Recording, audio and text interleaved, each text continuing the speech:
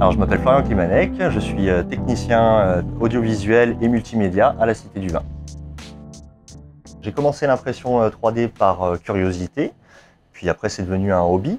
Et dans notre cas de figure, on avait des modèles en fait de vignes qu'on retrouve juste ici, qui étaient détériorés, abîmés au fur et à mesure du temps et des passages des visiteurs. On avait besoin de les reproduire et j'ai tout de suite songé à l'impression 3D pour reproduire ces pièces de décorum.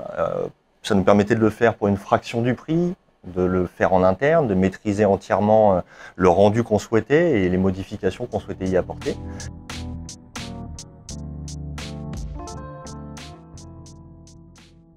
Ensuite, on a également eu l'usage de l'impression 3D afin de modifier le fonctionnement en fait, de machines, des machines à odeur. Et donc, ces machines anciennement diffusaient le flux d'air dans le mauvais sens. On a donc employé l'impression pour réaliser des embouts afin de modifier le sens de diffusion des odeurs pour que le public les perçoive du coup bien mieux.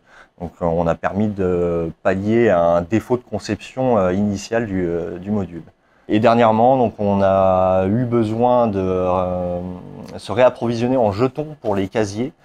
Au lieu de les commander, on les a produits sur place directement pour une somme tout à fait raisonnable et ça nous a permis en plus de les logotyper à l'effigie de la Cité du Vin.